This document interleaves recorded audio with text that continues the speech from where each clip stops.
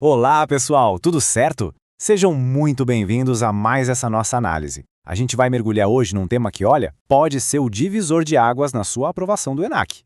É isso mesmo. Hoje o papo é sobre qualificação de títulos no tabelionato de protesto. E a gente vai junto, ponto a ponto, para não deixar passar nada que possa cair na sua prova. E para guiar a gente nessa jornada, estamos com o material do projeto ENAC Turbo, o Caderno 3, que foi todo elaborado pelo professor doutor Marcelo Lessa. É um conteúdo que vai direto ao ponto, focado no que a banca realmente cobra. Com certeza. Ter um material desses em mãos é mais do que estudar, né? É ter um verdadeiro mapa da mina para aprovação. Faz toda a diferença. Então vamos lá, direto ao que interessa. Quando um título chega na mesa do tabelião, o que ele faz exatamente? Será que ele vira uma espécie de detetive investigando a fundo se a dívida é justa, se está tudo certo? Pois é. Ou será que o trabalho dele é outro, bem mais específico? A resposta para essa pergunta é a base de tudo. Se a gente entende isso, a gente não cai em pegadinha nenhuma.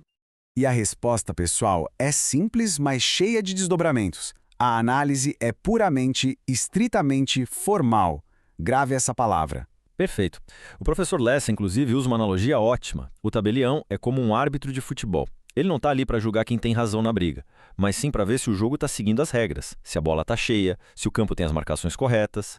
Isso quer dizer, na prática, que o trabalho do tabelião é quase como seguir um checklist. O documento parece um título. Tem os dados básicos ali, o nome está certo, o valor está claro. Exatamente. Ele não vai entrar no mérito. Ele não vai questionar a origem da dívida, se foi justo, se já pagou um pedaço. Essa discussão fica lá para o Poder Judiciário. No cartório, o foco é na forma. E esse slide aqui, gente, é ouro puro para a prova. De um lado, o que o tabelião confere, os requisitos formais que a gente falou, o endereço do devedor para ele ser encontrado, se o cartório é o competente, e agora olha para o outro lado. É a lista do "isso não é da minha conta". Se a dívida prescreveu, se já foi paga uma parte, se alguém foi forçado a assinar, tudo isso o tabelião ignora. Entender essa divisão é fundamental. Certo. Agora a gente chegou naquele ponto que, se só desse para memorizar uma única coisa de tudo isso que a gente está falando, teria que ser esta. É a que a gente chama de regra de ouro do protesto. Então, foco total agora. E tá aí, direto do fechamento estratégico do professor Lessa. O tabelião não analisa prescrição ou caducidade. Ponto. Isso mesmo. Um cheque pode ter perdido o prazo para uma execução judicial, por exemplo, mas ele ainda pode ser protestado. E por quê? Porque o protesto tem outras funções, como provar publicamente a inadimplência, o que pode ser usado para um pedido de falência, por exemplo. A FGV adora essa pegadinha porque ela testa se você realmente entendeu a natureza do protesto. Beleza, já entendemos os limites dessa análise. Mas o que de fato pode ser protestado? Que tipo de documento entra pela porta do cartório? Ótima pergunta. E a resposta é que o universo de documentos protestáveis é muito, mas muito maior do que a gente costuma imaginar. E isso acontece por causa de um princípio chamado tipicidade aberta. O que isso quer dizer?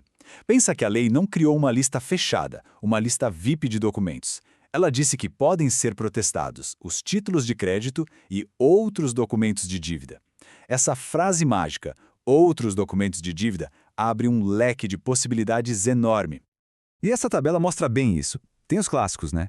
Cheque, duplicata, nota promissória, todo mundo conhece. Mas olha só que interessante. Dá para protestar sentença de juiz, tanto civil quanto trabalhista, a famosa CDA, que é a dívida com o governo, e até mesmo contratos do dia a dia, como um contrato de aluguel ou a cobrança da taxa de condomínio. A lógica é, se o papel expressa uma dívida líquida, certa e exigível, ele pode, em tese, ser protestado. Ok, agora vamos afunilar. A gente vai focar naqueles detalhes, naquelas exceções que a banca adora usar para diferenciar quem está preparado de verdade. São os pontos que valem ouro, que garantem questões importantes. É aqui que o estudo direcionado estratégico mostra o seu valor. Vamos começar com um clássico das provas, o cheque. A pergunta parece boba. Qualquer cheque pode ir a protesto? E a resposta é um sonoro não. E é justamente nessa negativa, nessa exceção, que mora o perigo e a pegadinha. A regra é clara, é proibido protestar cheque que foi devolvido por motivos que indicam um crime, como furto, roubo, extravio ou algum tipo de fraude. A lógica aqui é muito simples, é proteger a vítima. Pensa bem, não faria sentido nenhum penalizar a pessoa que teve o talão de cheques roubado com um protesto em seu nome, né? Então, esses motivos de devolução são um bloqueio automático para o protesto. Apresentador 1 que sempre cai. Competência. Onde eu protesto o título? A regra geral é simples, na praça de pagamento, ou seja, na cidade que está indicada no título. Apresentador 2, só que a lei dá uma opção para o credor. Ele pode, se quiser, escolher protestar no domicílio do devedor. Isso é uma faculdade, uma escolha. Mas atenção, porque tem uma exceção que não é escolha, é obrigação. Apresentador 1, que é o caso da sentença judicial.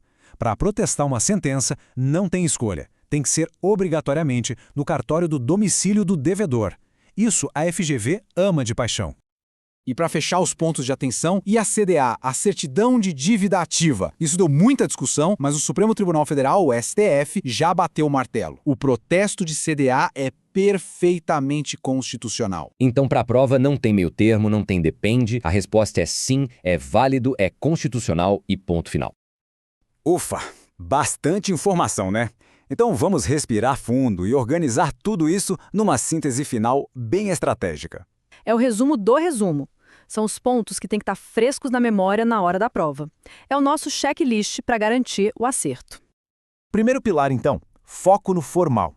O tabelião analisa o aspecto externo do documento, a casca, e não o mérito. E importantíssimo, ele não analisa a prescrição. Segundo pilar, rol aberto. O universo de protesto é gigante. A lei deixou a porta aberta para outros documentos de dívida. E o terceiro pilar, que é onde a banca mais gosta de testar. Memorize as exceções. Saiba de cor as proibições para o protesto de cheque e as regrinhas de competência. Dominou esses 3 pontos? Dominou o assunto. E toda essa análise foi produzida a partir do conteúdo do projeto ENAC Turbo, com autoria e orientação do professor Dr. Marcelo Lessa. Dominar essas regras não é só cumprir uma parte do edital, é dar um passo firme, decisivo, em direção à aprovação. Exatamente. E se esse conteúdo ajudou, não se esqueça de se inscrever aqui no canal e ativar aquele sininho de notificações. Assim, você não perde nada e o YouTube te avisa assim que o nosso próximo resumo sair. Muito obrigada pela companhia e até a próxima!